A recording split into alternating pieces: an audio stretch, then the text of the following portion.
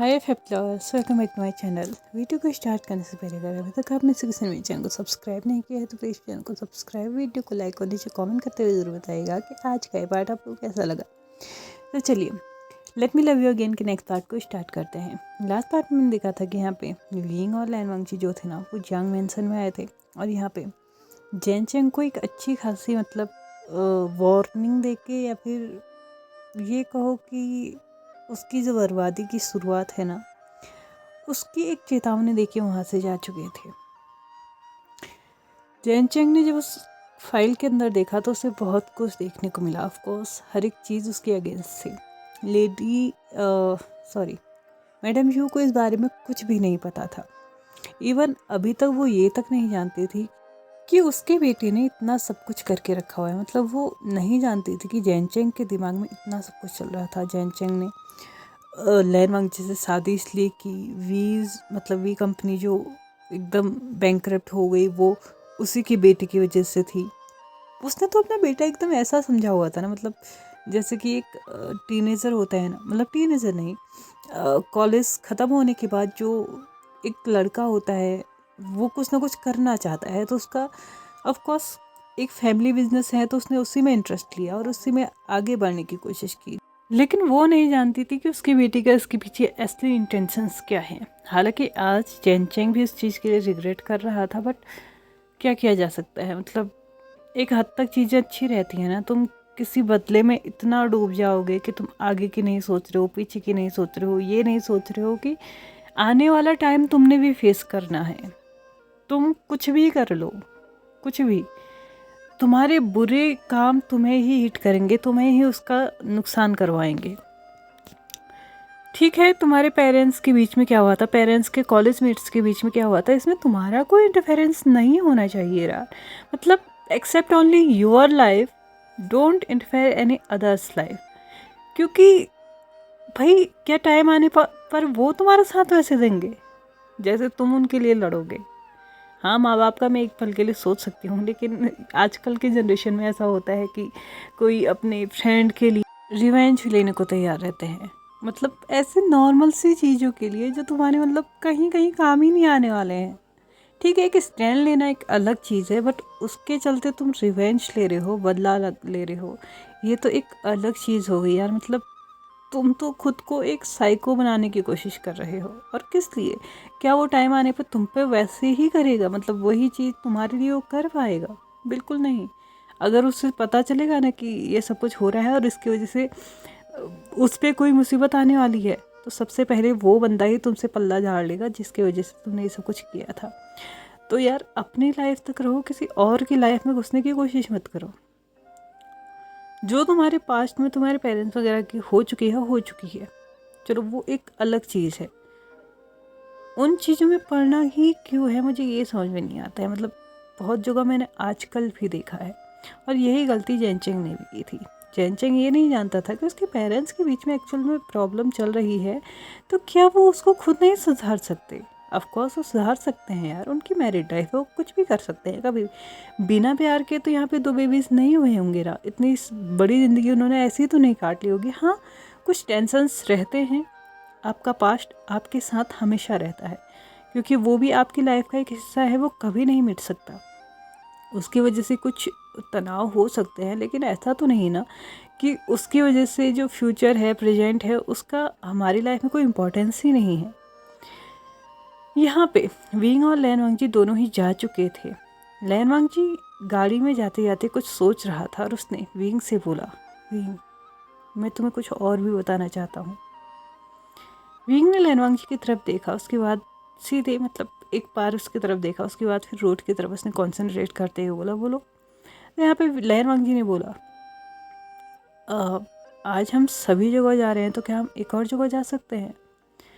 Wing ने बोला, of course, बताओ तुम्हें कहाँ जाना है। विंग को ऐसा लग रहा था कि मतलब मन ही मन में उसने ये सोचा था कि कहीं लैन वांगजी उसके पेरेंट्स के ग्रेव पे जाने की बात तो नहीं कर रहा है। तो यहाँ पे उसने ऑलमोस्ट टर्न कर ही ली थी, लेकिन लैन वांगजी ने रोकते बोला, नहीं, आगे को चलते रहो, हमें आगे जाके मुड़ना है। यहाँ पे विंग थोड़ा सा कंफ्यूज हो चुका था। ऑफ कोर्स इस सिटी को बहुत अच्छे से जानता था, और वो भी ये भी जानता था, मतलब जब तक वो स्कूल में था या कॉलेज में था, उसके पेरेंट्स के क्रेब पे वो बहुत बार जा चुका था, तो वो जानता था वो कहाँ है, इसलिए उसने यू टर्न लेने की सोची थी। लेकिन ये क्या कोई नया रास्ता है, ये सारी चीज़ें उसके दिमाग में चल रही थी। लेकिन ये लैनवांग जी का डिसीजन था, तो उसने कुछ भी नहीं बोला। लैनवांग जी विंग को बस रास्ता बताते जा रहा था और विंग उसके अकॉर्डिंग गाड़ी चलाते जा रहा था। फाइनली आधा घंटा ड्राइव करने के बाद वो दोनों ही एक घर पे पहुंचते हैं, जो कि मतलब बहुत बड़ा तो नहीं था, लेकिन हाँ बहुत खूबसूरत ज़रूर था। इतना खूबसूरत कि मतलब एकदम नेचुरल चीज़ें जैसी होती है ना, वो ऐसा लग रहा था। बहुत ज़्यादा साफ़ सफाई थी, मतलब पेड़ पौधे थे, छोटे छोटे, मतलब बहुत अ, तरह के फूल थे, फ्लावर्स थे, और उसमें तो मतलब गार्डनिंग की गई थी, कहीं पे सब्जियां वगैरह, कहीं पे कुछ, कहीं पे मतलब बहुत अच्छे से यहाँ पे चीज़ों को मेंटेन किया गया था। विंग ने शायद ही अपनी लाइफ में आज पहली बार ऐसी चीज़ें देखा, मतलब जो घर की वेजिटेबल्स होती हैं ना, वो तक वहाँ पे उगी हुई थी। और ये देखने के बाद तो विंग एकदम सरप्राइज्ड होते हुए लैनवांग से पूछता है कि ये किसका घर है। तो यहाँ पे लैनवांग जी बोलता है हमें अंदर चलना चाहिए।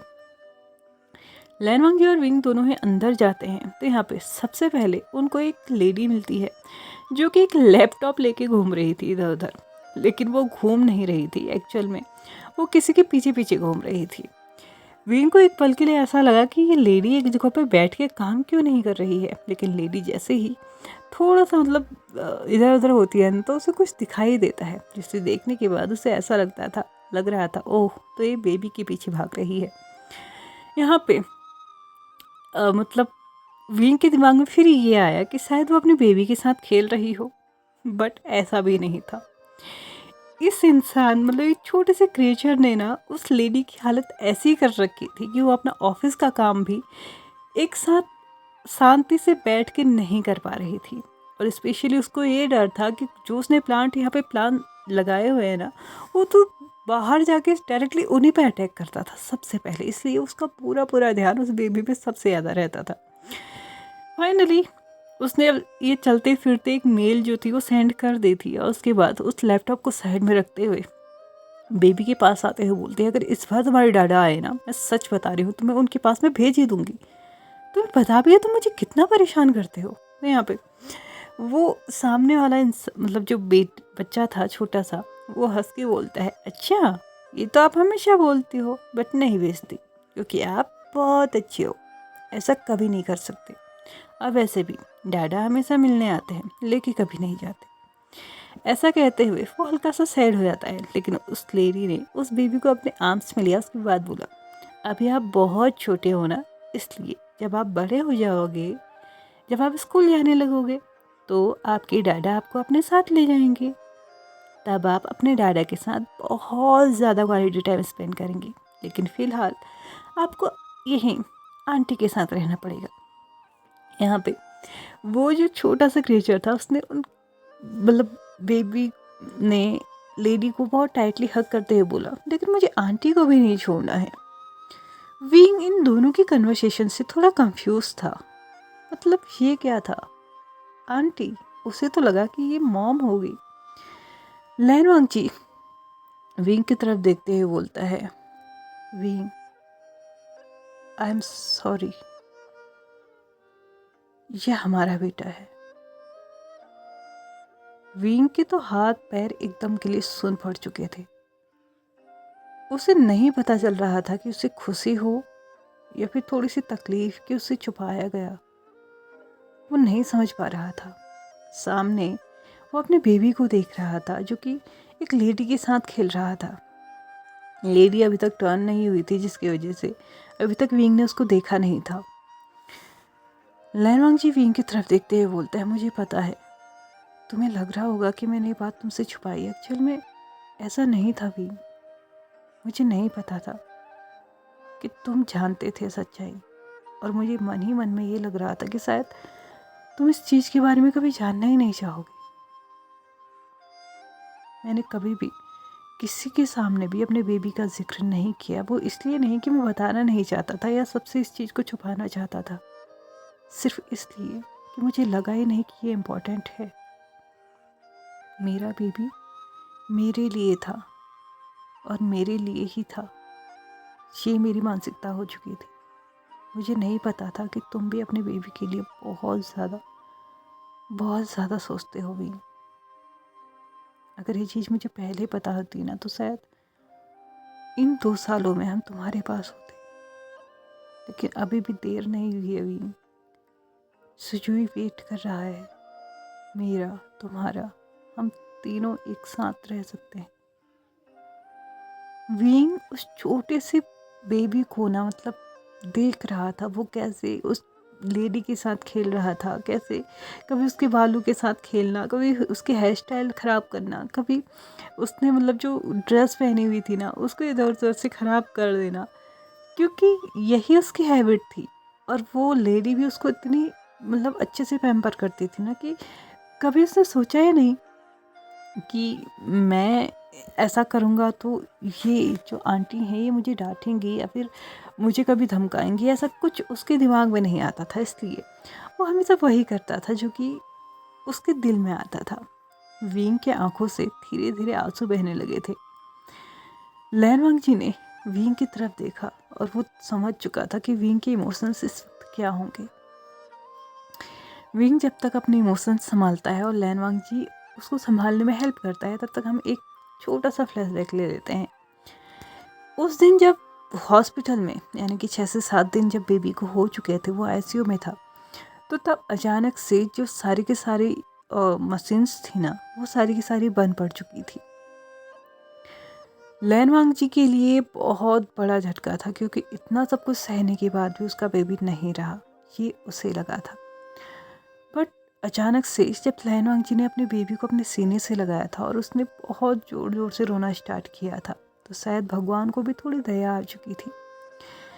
उस बेबी की धड़कनें दोबारा से चलने लगी थी। बेबी मतलब थोड़ा सा उसकी रोने की हल्की सी आवाज़ वहाँ पे सुनाई दी थी। और ये सुनने के बाद तो वहाँ पे जो नर्स थे, लैनवांग जी, ये सभी लोग शॉक्ड हो चुके थे। हाँ, उस वक्त आंट ह्यू और जैनचंग वहाँ पे नहीं थे, क्योंकि लैनवांग जी ने उन लोगों को स्ट्रिक्टली बोला था कि अब उसके करीब कोई भी नहीं आएगा।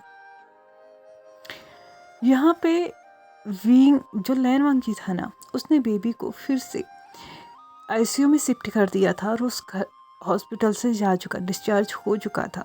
उसने अभी भी किसी को नहीं बताया था कि बेबी ज़िंदा है। क्यों? क्योंकि उसको ये चीज़ इम्पोर्टेंट लगी नहीं। वहाँ पे सबको बता दिया गया था कि बेबी नहीं रहा, तो उन लोगों के लिए भी बेबी नहीं रहा था।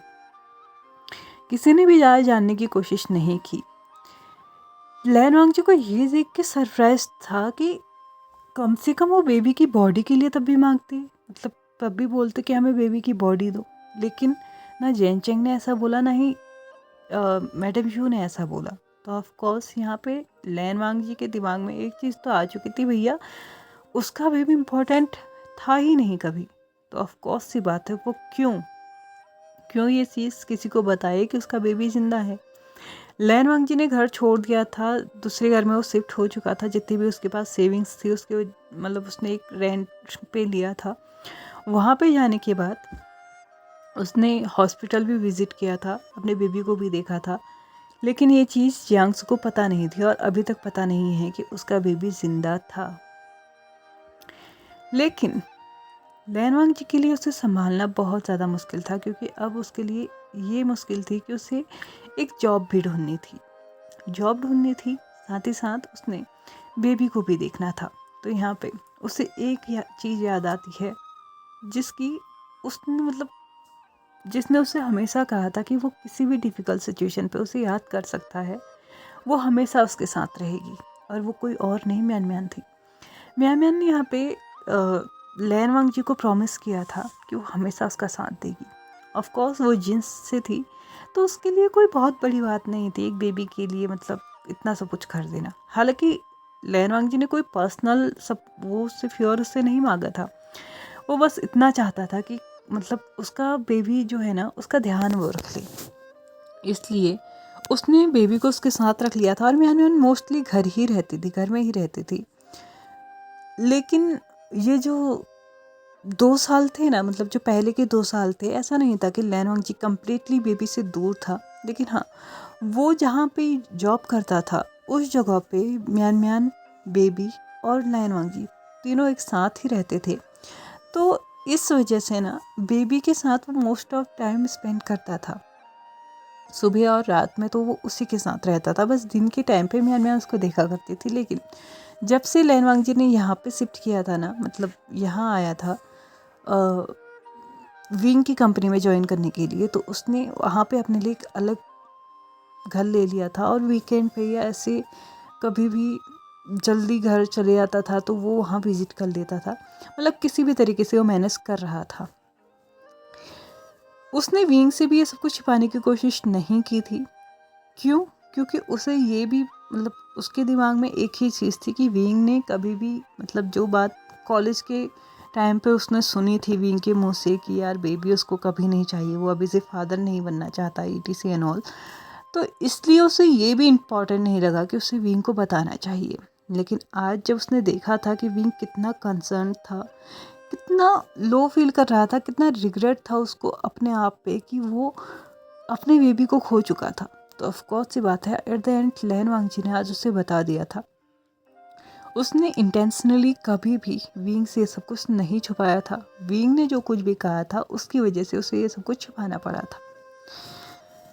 विंग इधर अपने बेबी को देख के बहुत ज़ोर ज़ोर से रोना स्टार्ट कर चुका था, क्योंकि फाइनली उसकी जो एक होप थी ना, मतलब जो कहीं खो चुकी थी कि वो कभी बाप नहीं बन पाएगा, कभी उसको एक फादर बनने का सुख नहीं मिल पाएगा, वो अभी कंप्लीट हो रही थी। हालांकि उसने इस बेबी का बहुत कुछ मिस किया था। उसने लैन वांगजी के जो प्रेगनेंसी पीरियड था वो मिस किया था। वो लैन वांगजी का ध्यान नहीं रख पाया था, लैन वांगजी के इमोशंस को नहीं झेल पाया था। उसकी डिलीवरी टाइम पे वो उसके साथ नहीं था। उसके बाद जो 2 साल उसने बेबी के साथ गुजारे वो उस टाइम पे उसके साथ नहीं था। लेकिन फिर भी एक खुशी थी कि एटलीस्ट अब आने वाले टाइम पे वो अपने बच्चे के साथ रह सकता है। यहाँ पे विंग के रोने की वजह से ना म्यान म्यान और बेबी सुजोई दोनों की ही नज़र उस तरफ पड़ती है। तो यहाँ पे म्यान म्यान थोड़ा शॉक्ड थी कि आज लैन वांगजी विंग को यहाँ पे लेके कैसे आ गए। क्या इन दोनों के बीच में सब कुछ ठीक हो चुका है या फिर कोई और बात है। उसने जल्दी से सुजोई को अपने गोद में उठाया और लैन वांगजी की तरफ बढ़ी। तो यहाँ पे लैन वांगजी ने सुजोई को अपने गोद में लिया। सुजोई वैसे तो बहुत ज़्यादा एक्साइटेड हो जाता था जब भी उसकी दादा यानी कि लैन वांगजी से मिलने जाता था, लेकिन इस वक्त वो थोड़ा सा डरा सहमा सा था, क्योंकि विंग को इस तरीके से इतनी मैच्ड हालत में देख के उसे थोड़ा अजीब लग रहा था कि भैया ये क्या चल रहा है, मतलब ये कौन है और यहाँ पे ऐसे कैसे रो सकता है। वो होता है ना कि बेबीज़ के सामने कभी जोर से आवाज़ से बात कर लो तो वो एकदम डर सहम जाते हैं, और यही सारी चीज़ इस वक्त सुजोई के साथ हो रही थी। लैन वांगजी ने सुजोई से बोला, बेबी क्या तुम्हें पता है ये कौन है? ये तुम्हारे डैड हैं, क्या तुम इनकी गोद में जाना चाहोगे? सुजोई ने जल्दी से मुंह पलटा के लैन वांगजी के गले में मतलब अपने हाथों को डाल के अपना मुंह ना उसके गले में छुपा लिया। उसके बाद अपने सर्स को हिलाते हुए सिर्फ नोट किया नाम है। तो यहाँ पे लैन वांगजी ने बोला, बेबी क्या तुम नहीं चाहते तुम्हारे डैड चुप हो जाएं? देखो वो कैसे रो रहे हैं। अगर तुम एक बार उनके पास जाते हो ना तो वो शांत हो जाएंगे। क्या तुम नहीं चाहते कोई रोता हुआ इंसान शांत हो जाए? सुजोई ने हल्के से लैन वांगजी की तरफ देखा, उसके बाद विंग की तरफ देखा। विंग पहले ही चुप हो चुका था क्योंकि वो समझ चुका था कि यहाँ पे जो है ना सुजोई उसे देख के डर रहा है, लेकिन अपने इमोशंस को कंट्रोल कर पाना उसके लिए इजी नहीं था। उसके आंसू अभी भी बह रहे थे, साथ ही साथ उसके हल्के से रोने की आवाज़ अभी भी आ रही थी। यहाँ पे सुजोई ने मतलब अपनी तोतली आवाज़ में अपने फादर यानी कि लैन वांगजी से बोला, सुजोई डर रहा है, उसे नहीं जाना है। यहाँ पे लैन वांगजी ने कहा, लेकिन सुजोई तो स्ट्रांग बॉय है ना, उसे तो डर नहीं लगता, वो तो जो डरता है उसे भी संभालता है ना, ऐसा ही तो है ना सुजोई। लैन वांगजी ने जब ये थोड़ी सी प्रेस करने वाली वर्ड्स सुजोई के लिए बोली थी ना, तो वो थोड़ा सा मतलब ना यही मैं मतलब मुझसे ज़्यादा ताकतवर तो कोई है नहीं, ऐसी वाली फीलिंग उसके अंदर आ चुकी थी। उसने नोट करते हुए बोला, हाँ सुजोई बहुत स्ट्रांग है, ऐसा कहते हुए उसने अपनी मतलब ये जो मसल्स होती है ना उन पे हाथ मतलब ऐसे दिखाते हुए बोला बहुत स्ट्रांग है। ये देखते हुए लैन वांग जी और विंग दोनों के ही मुंह से ना हल्की सी स्माइल आ चुकी थी। ये देखने के बाद सुजोई थोड़ा खुश होते हुए अपने डैड विंग से बोलता है, मुझे तो आपके पास आने की ज़रूरत भी नहीं पड़ी, आप तो वैसे ही स्माइल कर रहे हैं, देखो डाडा मैंने कर दिखाया। ऐसा कहने के बाद वो और ज़्यादा इतराने लगा था। लैन वांग जी ने सुजोई से बोला, और अगर तुम उनकी गोद में चले जाओगे वो और ज़्यादा खुश हो जाएंगे। और पता है उन्होंने मुझसे कहा था कि अगर सुजोई मेरे पास आएगा ना तो वो सुजोई के लिए बहुत सारी टेडीज लेके आएंगे, टॉयज़ लेके आएंगे, बहुत चॉकलेट्स लेके आएंगे, उसे घुमाने ले जाएंगे।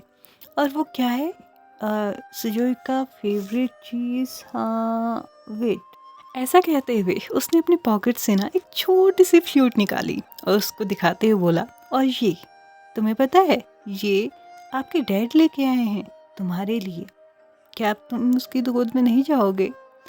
यहाँ पे सुजोई उस फ्लूट को लेते हुए बोलता है, अब तो मैं ज़रूर जाऊँगा। ऐसा कहते हुए वो कूद मार देता है विंग की गोद में और विंग पहली बार अपने बेबी को गोद में लेके बहुत ज़्यादा खुश था।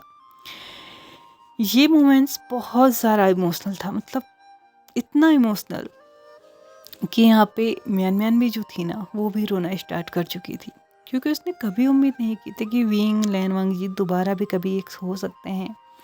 विंग भी अपने बेबी के लिए इतना तरफ रहा होगा, उसे खुद मतलब नहीं पता था। उसको जितना लैन वांग जी ने बताया था उसे उतना ही पता था, और इवन लैन वांग जी को भी खुद नहीं पता था। यहाँ से विंग लैन वांग जी से बोलता है कि अब सुजोई उन्हीं के साथ रहेगा, वो सभी एक ही घर में रहेंगे। यहाँ पे म्यान म्यान बोलती है, लेकिन मेरा भी तो मन नहीं लगता ना। तो यहाँ पे विंग हंसते हुए बोलती है, अगर तुम चाहो तो तुम भी हमारे घर में रह सकती हो, ऐसी कोई प्रॉब्लम नहीं है।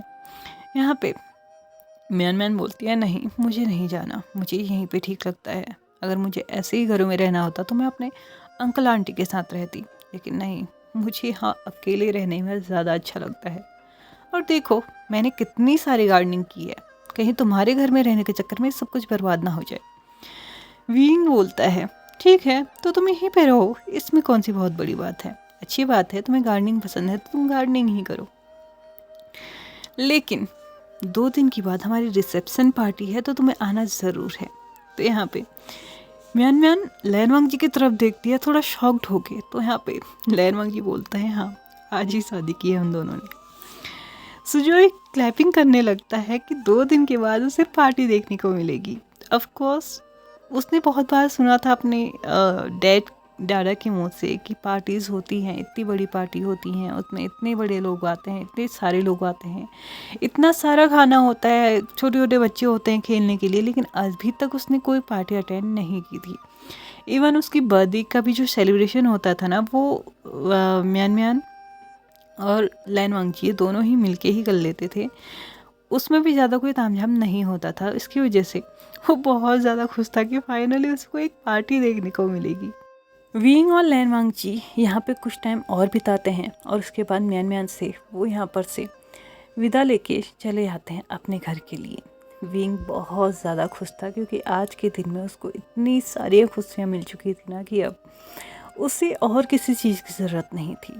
ऑफ कोर्स लैन वांग जी मिल चुका था, उसका बेबी मिल चुका था और कंपनी के लिए उसने ऑलरेडी क्लेम कर दिया था, तो शायद एक आध दिन में वो भी उसके नाम पे हो ही जाएगी। यानी कि शायद रिसेप्शन तक उसको उसकी सारी की सारी खुशियाँ मिल ही जाएंगी, ये उसके दिमाग में था। लैन वांग जी और विंग जब तक वापस आए, मतलब विंग के घर में, तब तक वेसांग वेनिंग ने यहाँ पे सारी की सारी तैयारियाँ कर दी थी, स्पेशली उनके लिए मतलब पूरा घर सजा दिया था। यहाँ पे लैन वांग जी और विंग जब घर में एंटर करते हैं तो उनके पास एक बेबी था। ये देख के वो थोड़ा सा सरप्राइज थे। वेसांग के दिमाग में चल रहा था कहीं ऐसा तो नहीं ना कि रास्ते में से एक बेबी को भी अडॉप्ट कर लाए, लेकिन विंग उसको बताता है कि ये उसका बेटा है। यानी कि लैन वांग जी का जो बेबी मतलब गुजर चुका था वो एक्चुअल में गुजरा नहीं था, वो मरा नहीं था, वो जिंदा था और आज हमारे साथ है। लेकिन यहाँ पे जो तैयारियाँ की थी वो देखने के बाद तो वेसांग को लग रहा था कि सारी वेस्ट हो चुकी हैं। ऑफ कोर्स कोई इन लोगों की फर्स्ट नाइट तो नहीं होने वाली है, ऐसा उसके दिमाग में था। और ये बात कहीं ना कहीं सच भी थी, क्योंकि आज विंग अपने फैमिली के साथ टाइम स्पेंड करना चाहता था, लेकिन उस तरीके से नहीं। फाइनली हंसी खुशी में ये 2 दिन निकल चुके थे। ये 2 दिन में फेसांग वेनिंग विंग के ही घर में थे। उन लोगों ने बहुत ज़्यादा एंजॉय किया था। सुजोई ने भी सभी को अपना फ्रेंड बना लिया था, और यहाँ पे उसके लिए भी आज बहुत खुशी का दिन था, क्योंकि आज पहली बार वो पार्टी देखने वाला था। विंग ने उसके लिए बहुत अच्छी अच्छी चीज़ें, मतलब बहुत अच्छी ड्रेस, यानी कि लैन वांगजी और विंग इन दोनों ने ही, एक ने वाइट और एक ने ब्लैक तो पहना ही था, मतलब विंग ने ब्लैक और लैन वांगजी ने वाइट पहना था। लेकिन जो सुजोई था ना, उसके लिए थोड़ा यूनिक चीज़ की गई थी। उसके लिए हाफ मतलब उसका जो पैंट शर्ट था ना, वो पैंट ब्लैक में था और शर्ट वाइट में था, और जो गले में बो होता है ना, वो भी ब्लैक और वाइट दोनों मिक्सअप था, जिसे देखने के बाद शायद लोग इजीली पहचान जाए कि ये इन्हीं का बेबी है, इसलिए उसे ऐसा बनाया गया था। नाइट में पार्टी हुई। यहाँ पे लैन वांगजी और विंग दोनों ही अपनी शादी अनाउंस करते हैं।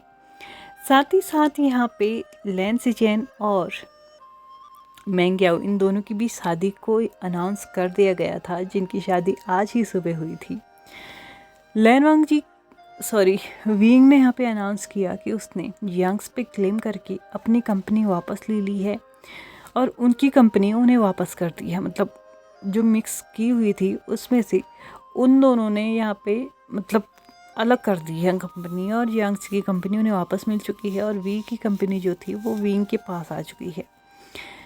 सबसे बड़ी यहाँ पे जो अनाउंसमेंट थी वो ये कि उनका ऑलरेडी एक बेबी है। यहाँ पे विंग बताता है कि कैसे क्या हुआ था, कैसे कैसे कैसे कैसे क्या क्या हुआ था, और फाइनली बेबी भी उनके साथ है। सभी लोग उन्हें बहुत ज़्यादा मतलब कॉन्ग्रेचुलेट करते हैं, बहुत ज़्यादा बधाइयाँ देते हैं, ब्लेसिंग्स देते हैं। और युआन, जिसको नाम विंग ने दिया था अपना ऑफिशियल नेम, कि उसको वी युआन बोला जाएगा, क्योंकि सुजोई तो लैन वांगजी के हैंड से है, लेकिन लैन वांगजी विंग ने उसको ऑफिशियली आज से वी युआन नाम दिया था। तो उसने उसको भी इंट्रोड्यूस कराया था, और उसके तो आज मज़े हो रहे थे, क्योंकि इतने लोगों को देखना। ऑफ कोर्स विंग ने सभी लोगों को, अपने एम्प्लॉयज़ को, अपने पार्टनर्स को, सभी लोगों को मतलब अपनी फैमिली के साथ बुलाया था। तो उसको वहाँ पे बहुत सारे बच्चे भी दिख रहे थे, और उन लोगों के लिए अलग ही अरेंजमेंट्स किए गए थे, जिसकी वजह से वो बहुत ज़्यादा खुश था। मतलब पहली बार आज वो इतना मज़ा कर रहा था ना, जो उसने आज तक देखा तक नहीं था। फाइनली पार्टी ओवर हो चुकी थी। अब विंग और लैन वांगजी दोनों की ही ना फर्स्ट नाइट भी होने वाली थी, जहाँ पे सबसे बड़ी प्रॉब्लम नहीं, लेकिन हाँ देखा जाए तो कबाब में हड्डी इस वक्त युआन बना हुआ था। येसांग और वेनिंग, जो कि ऑलरेडी बहुत बार अपनी नाइट स्पेंड कर चुके हैं, तो उन लोगों ने डिसाइड किया कि कोई बात नहीं, आज वो दोनों ही युआन को संभाल लेंगे, क्योंकि न्यूली वेड कपल्स को अपनी नाइट स्पेंड करनी चाहिए। युआन को लेके वेनिंग और भेसंग अपने घर जा चुके थे। युआन उन लोगों से इतना घुल मिल चुका था कि अब मतलब वो उनके साथ रह लेता था, एटलीस्ट एक रात तो रह ही सकता है, ये उनका मानना था, और ये सच भी था। लैन सिचेन और मैंग्याओ अपने घर जा चुके थे, यानी कि लैन सिचेन के घर, और उस घर में सिर्फ लैन वांगजी और विंग रह चुके थे। विंग और लैन वांगजी को लगा था कि मतलब नॉर्मल सी चीज़ें हैं, वो कमरे में जाएंगे, थोड़ा सा रोमांस वगैरह होगा, लेकिन जैसे उन्होंने कमरे का दरवाज़ा खोला ना, ये तो उनके लिए एकदम शॉकिंग चीज़ थी। कमरे का दरवाज़ा खुलते ही सबसे पहले उन्हें एक फ्रेगनेंस यहाँ पे स्मेल होती है, जो कि उन लोगों को ना पहले ही बहुत ज़्यादा रोमांटिक बना चुकी। लैन वांगजी और विंग दोनों ही कमरे के अंदर चलते हैं, तो उन्हें दिखाई देता है कि जगह जगह कैंडल्स थे, बहुत ही धीमी धीमी सी लाइट्स थी, बलून्स थे, जो कि प्रॉपर स्काई ब्लू और वाइट कलर में थे। पूरी बेड पे जो बेडशीट बिछी हुई थी वो वाइट कलर की थी, जो ब्लैंकेट रखी हुई थी वो भी वाइट कलर की थी। बीच में टॉवल था, जिसका मतलब बतख बना के वहाँ पे रखा हुआ था, मतलब 2, और उन दोनों की ना जो चोंच होती है उनको चिपका के रखा हुआ था। और ये देखने के बाद एक पल के लिए ना लैनवांग जी की जो चीक्स थी ना वो कम्प्लीटली रेड हो चुकी थी। बट उससे भी बड़ी शॉकिंग चीज़ वो थी जो उन्हें अब दिखने वाली थी। वेसांग और वैनिंग इन दोनों ने ही मिलके इस कमरे की सजावट की थी। तो यहाँ पे एक किनारे पे ना मतलब उन बतख के ही किनारे पे उन्हें एक बॉटल दिखाई देती है जो कि किसी और चीज़ की नहीं बल्कि ल्यूब की थी। और दूसरी बतख की साइड पे एक चिट दिखाई देती है कि तुम्हें प्रोटेक्शन की ज़रूरत नहीं है। ऑफ कोर्स विंग फादर नहीं बन सकता तो क्या ही प्रोटेक्शन यार। लेकिन ये देखने के बाद ना मतलब लैनवांग जी इतना शर्म आने लगी थी ना उस बंदे को कि उसने एक पल के लिए अपनी नज़रें चुरा ली। लेकिन विंग उसे आज कोई फ़र्क नहीं पड़ने वाला था। उसने लैनवांग जी को अपनी तरफ खींचा, उसके बाद बोला क्या हुआ, क्या तुम्हें शर्म आ रही है? लेकिन मुझे नहीं लगता कि तुम्हें शर्म आनी चाहिए, आखिरकार ये हमारी फर्स्ट नाइट है, हमें एंजॉय करना चाहिए। ऐसा कहते हुए उसने लैनवांग जी को ना एकदम से बेड पे पुश कर दिया था और उसके ऊपर वो आ चुका था। लैनवांग जी जिसे बहुत ज़्यादा शर्म लग रही थी उसने विंग का नाम हल्के से लिया तो लैनवांग जी को उसका सेंटेंस कंप्लीट करने से पहले ही विंग ने अपनी फिंगर उसकी लिप्स पे रख दी। यहाँ पे विंग ने उन्हीं धीमी आवाज़ में बोला, नहीं लैनजान, आज नहीं। तुम्हें भी पता है इस चीज़ का इंतज़ार मैंने बहुत टाइम से किया है। ऐसा नहीं है कि मुझे तुम्हारी बॉडी की नीड है, आई वॉन्ट यू। मुझे तुम हर तरीके से चाहिए हो, तुम्हारी सोल, तुम्हारा दिल, तुम सब कुछ मेरे हो। और मुझे खुशी है कि तुम हमेशा से सिर्फ मेरे ही थे। और तुम्हें मैं ये आश्वस्त करता हूँ कि मैं भी सिर्फ तुम्हारा था। ये बहुत खूबसूरत पल है लैनजान, प्लीज़ रोको मत, please enjoy and let me enjoy, let me love you, I want to love you। इसी डीप और स्लो वॉइसेस के साथ ना विंग ने अपने लिप्स को लैनवांग जी के माथे पे लगाया, उसके बाद उसकी आइज़ पे, नोज़ पे, चीक्स पे, जॉ लाइन पे और लास्टली उसके लिप्स पे। लैनवांग जी ने अपने हाथों से ना उस बेडशीट को बहुत टाइटली पकड़ लिया था क्योंकि ये ऑलमोस्ट 3 साल के बाद उसके साथ होने वाला था। ऑफ कोर्स ऐसा नहीं था कि विंग के साथ उसको थोड़ी शर्म आ रही थी या फिर वो नहीं करना चाहता था, लेकिन हाँ ये टाइम वो टाइम था जब उसे मतलब ऐसा लग रहा था कि सच में वो इन चीज़ों को मिस कर रहा था। लेकिन इन चीज़ों के लिए वो कभी बोल नहीं पाया, वो कभी भी विंग को भूल नहीं पाया। विंग की टच आज भी उसको उतना ही मेल्ट कर देती हैं जितना कि तब करते थे। वो तब भी रेजिस्ट नहीं कर पाता था और आज भी नहीं कर पा रहा है। वो आज भी इन टचेस को और ज़्यादा चाहता है। लैनवांग जी ने धीरे धीरे अपने हाथों को बेडशीट से छोड़ के विंग की तरफ बढ़ाना स्टार्ट किया और इस किस को उसने और डीप कर लिया। विंग और लैनवांग जी के बीच में किस कम्प्लीटली 2 मिनट तक चली और जब उन दोनों को ही ऐसा महसूस हुआ कि वो ब्रीथलेस हो रहे हैं तो तब उन दोनों ने इस किस को ब्रेक किया। और यहाँ पे उसके बाद विंग ने लैनवांग जी की आंखों में देखते हुए बोला, कैन आई? लैनवांग जी ने नोट करते हुए बोला, always, I am all yours, don't ask. जो करना है कर सकते हो तुम्हें पूछने की ज़रूरत नहीं है। विंग के लिए बस इतना काफ़ी था और अगले ही पल विंग उसके नेक पे अटैक कर चुका था। लैनवांग जी और विंग इन दोनों के ही हाथ कब किस रिदम में चलने लगे थे उन्हें खुद भी नहीं पता, और कब उन दोनों ने ही एक दूसरे के कपड़ों को उन दोनों की ही बॉडी से अलग कर दिया था उन्हें खुद भी नहीं पता चला।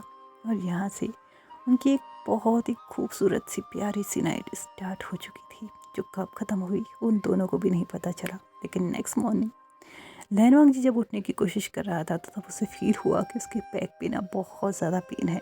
और इस पेन को देखते हुए वो हल्के से मुस्कुराते हुए बोलता है, सच में बीस्ट।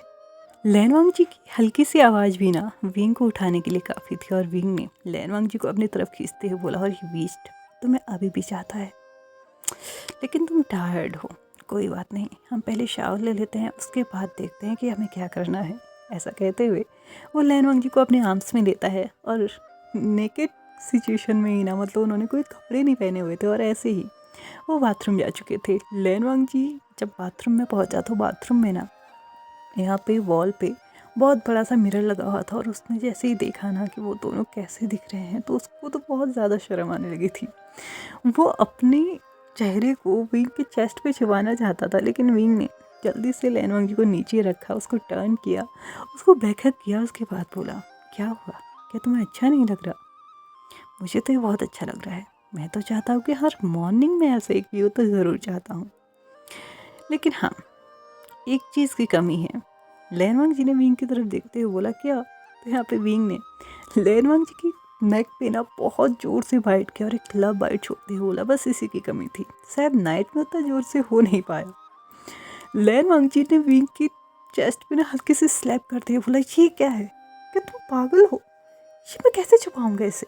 तो यहाँ पे लैन वांग जी को विंग बोलता है, तुम्हें छुपाने की क्या ज़रूरत है, ये मेरा लव बाइट है, ये मेरा लव है, तो तुम्हें छुपाने की ज़रूरत तो नहीं है ना। फाइनली तुम मेरे पास हो, फाइनली मैं तुम्हें दोबारा प्यार कर सकता हूँ, और फाइनली तुम सिर्फ और सिर्फ मेरी हो। Love you so much my love. Wing और लैन वांग जी ने यहाँ पे इसी के साथ एक बहुत ही रोमांटिक सा शावर लिया। और उसके बाद वो दोनों ही अपने बाथरूम से बहन के बाहर आ चुके थे, लेकिन उनके बाहर आने से पहले ही उनके कमरे का दरवाज़ा खुलने ही वाला था कि तभी विंग जल्दी से दरवाजे के पास जाते हुए बोलता है, कौन है? तो यहाँ पे भेसांग बोलता है, हम हैं, तुम्हारे बेबी को तुम्हारे साथ आना है। तो यहाँ पे लैन वांग जी और विंग बोलते हैं, हम दोनों ही बाहर आ रहे हैं, प्लीज़ अंदर मत आना। वेसांग वेनिंग समझ चुके थे कि अंदर की सिचुएशन क्या होगी, तो वो बोलते, ठीक है, हम लिविंग एरिया में तुम्हारे लिए खाना लेके आए हैं, जल्दी से आ जाना। ऐसा कहते हुए वो दोनों नीचे जा चुके थे।